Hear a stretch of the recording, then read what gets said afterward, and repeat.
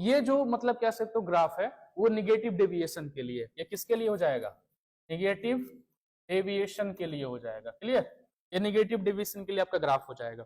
अब सेम यही चीजें जो मैंने यहाँ पे लिखी है, जस्ट इसका अपोजिट किसके लिए आप रखोगे, निगेटिव डेविएशन के लिए। इसके लिए आप क्या कहोगे, जो पी ए है, यानी जो पी ए है, मतलब यहाँ पे दो कंपोनेंट थे, दोनों के लिए आप लिख सकते थे, मैंने एक के लिए लिखा हुआ है, मतलब बी वाला भी था ना, यहाँ पे इसके उसके लिए भी लिख सकते थे, तो उसके लिए भी ऐसे लिखते, ऐसे लिखते आप P B is greater than P not B and chi B. तो इतना तो तुम समझदार अब हो गए हो, दो कंपोनेंट है, दोनों के लिए कैसे लिखना है। तो यहाँ पे इसके लिए क्या होगा आप बताओ, P A is smaller than P not A and chi A. अब बी वाले की बात करें तो P B smaller than P not B and chi B हो जाएगा।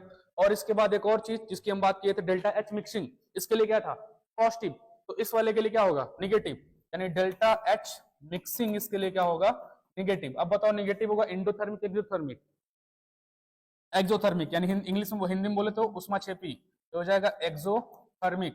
ठीक है, इसके लिए डेल्टा भी मिक्सिंग क्या होगा, इसके लिए क्या था पॉजिटिव, इसके लिए क्या हो जाएगा निगेटिव, इसके लिए हो जाएगा निगेटिव। ठीक है, ये डेल्टा भी पॉजिटिव मिक्सिंग मतलब निगेटिव प्लस मतलब समझ रहे हो, ये जो मैंने लिखा है, नहीं समझ रहे हो, जरा आप बताइएगा हम पे से कोई, जो मैंने निगेटिव पॉजिटिव लिखा है उसका मतलब क्या।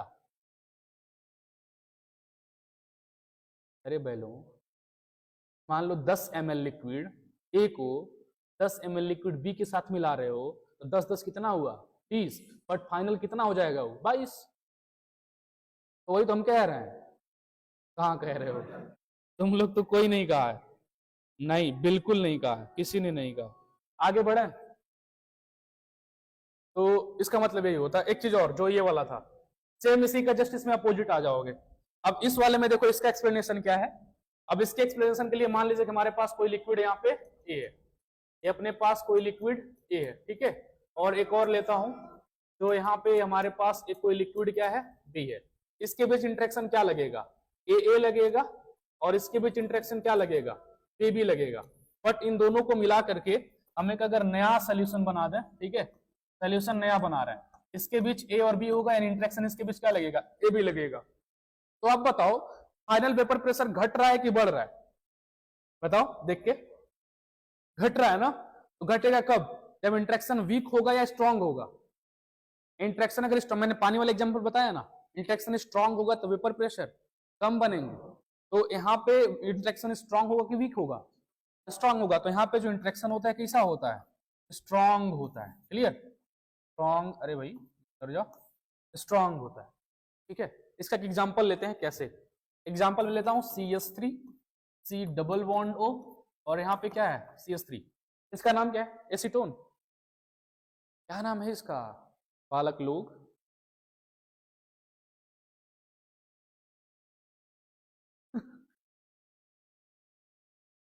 इलेवेंथ पढ़ लिया, 10th में भी IUPAC पढ़ा, आता IUPAC बता दो ना, क्या दिक्कत है, मैं क्या कह रहा है कि सिंपल ही बताओ, प्रोपे कोई बात नहीं, तो कुछ तो बोलो भाई, नहीं कॉमन आ रहा था IUPAC ही बोलो, क्या करना है।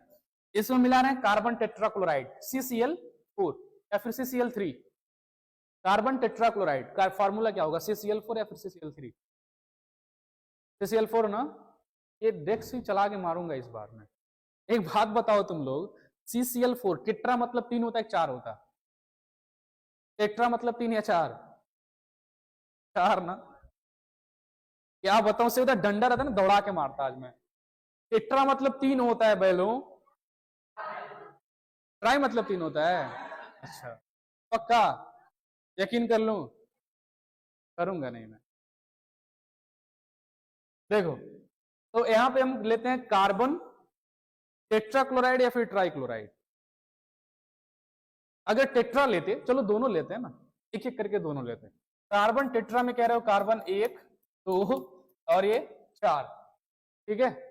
एक और लेते हैं कार्बन ट्राइक्लोराइड, कार्बन ट्राइक्लोराइड नहीं बोलेंगे इसे, इसे बोलेंगे क्लोरोफॉर्म,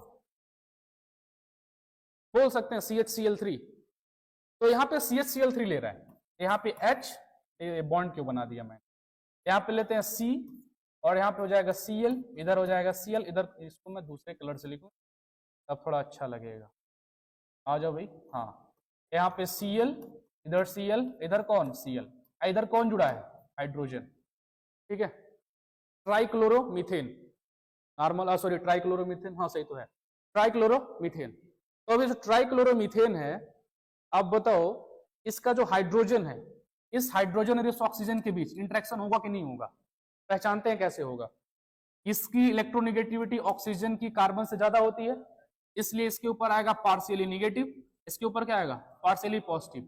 कार्बन की इलेक्ट्रोनेगेटिविटी हाइड्रोजन से ज्यादा होती है, एक तो यहां से क्लोरीन खींच रहा है ना, क्लोरीन का डायपोल मोमेंट ज्यादा है, मतलब कैसे, तो क्लोरीन की इलेक्ट्रोनेगेटिविटी ज्यादा है, तो डायपोल मोमेंट की वजह से वो उधर भी खींचेगा बॉन्ड को, इसलिए इसके ऊपर क्या आ जाएगा नेगेटिव, तो इसके ऊपर क्या आ जाएगा पॉजिटिव, और इन प्लस पॉजिटिव और नेगेटिव के बीच क्या लगेगा फोर्स ऑफ अट्रैक्शन, और ये फोर्स ऑफ अट्रैक्शन किसको आगे बढ़ाएगा, हाइड्रोजन बॉन्डिंग को, किसको बढ़ाएगा हाइड्रोजन बॉन्डिंग को। अगर इनके बीच हाइड्रोजन बॉन्ड बन गया तो बताओ ये एक दूसरे के बीच जो लगने वाला फोर्स ऑफ अट्रैक्शन होगा स्ट्रांग होगा कि वीक होगा, स्ट्रांग होगा ना। इसलिए यहाँ पे देखो जो AB के बीच जो फोर्स ऑफ अट्रैक्शन लग रहा था वो कैसा था, स्ट्रांग था। हो जाएगा पॉजिटिव डेविएशन नेगेटिव डेविएशन में कोई दिक्कत किसी को, बोलिए, हो जाएगा, ठीक है। इसके बाद हम आगे बढ़ते हैं।